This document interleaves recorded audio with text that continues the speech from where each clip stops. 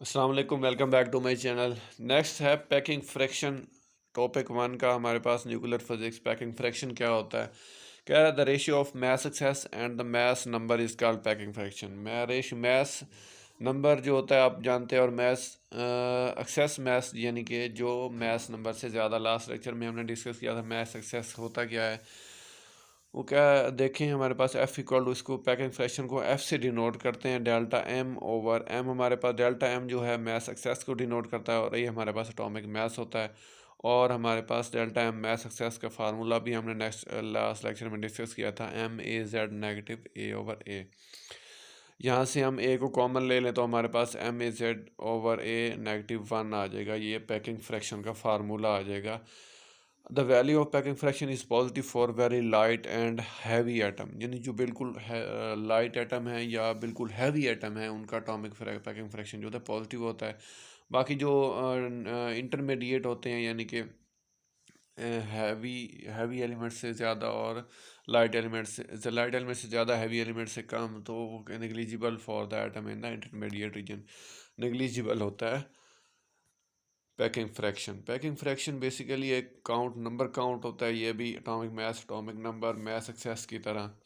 Size of nucleus को discuss करेंगे। Next हमारे पास है द डायमीटर ऑफ न्यूक्लियस जो होता है, रेंज होती है डायमीटर ऑफ न्यूक्लियस की, जैसे हाइड्रोजन की 1.75 फेमटोमीटर। फेमटो 10 × 10⁻⁻15 होती है, और एक heaviest atom such as uranium, तो उसका 15 फेमटोमीटर हो सकता है, जो कि यूरेनियम है। Size of nucleus very small as compare to size of atom.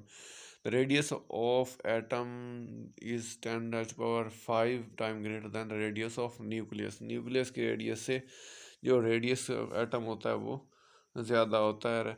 The radius of typical atom is of order of 10⁻11 metre. Typical atom का जो होता है वो रेडियस हमारे पास 10⁻11 मीटर होता है। रेडियस ऑफ टिपिकल न्यूक्लियस होता है हमारे पास 10⁻15 मीटर होता है। ये साइज ऑफ न्यूक्लियस आ गया। Next nuclear size and density. Density और न्यूक्लियर साइज क्या होता है उसको डिस्कस कर लेते हैं। Various types of scattering. Experiments suggest that nuclei are roughly spherical and appears to have essentially the same density. The data are summarized in expression called Fermi model.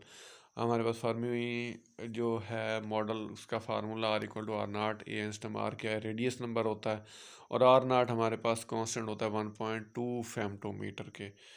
तो ये हमारे पास एटॉमिक मास होता है।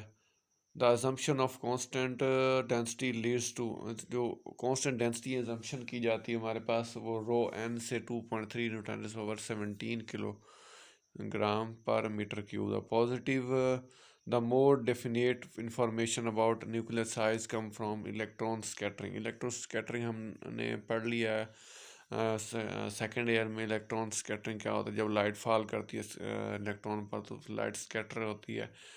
On the comparison of calculated and experimental radii for nuclei are very sensitive to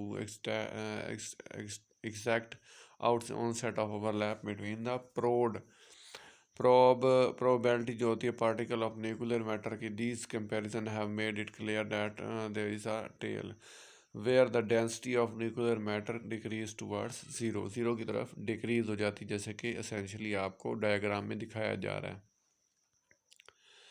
the nucleus is not an hard sphere. Hard sphere नहीं होता। Krane comments that evidence point to a mass radius and the charge radius which agree with each other within 0.1 Fermi. Since heavy nucleus जो होते हैं, about 50% of our nucleus neutrons are 10 protons. One might expect a mass radius larger than the charge radius.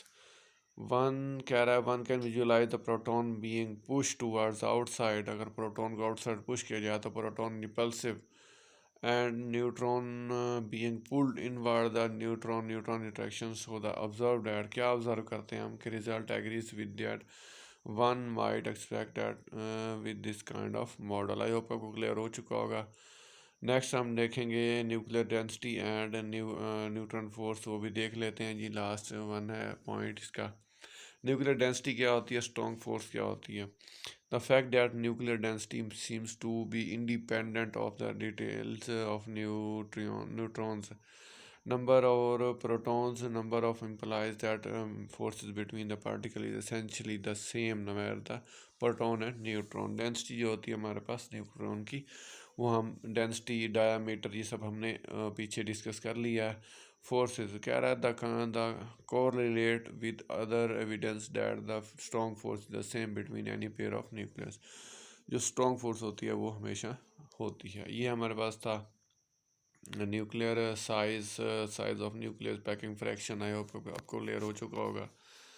Channel को subscribe कर दें, bell icon पर click कर दें ताकि नेक्स्ट लेक्चर्स आपको न्यूक्लियर फिजिक्स के मिलते रहें।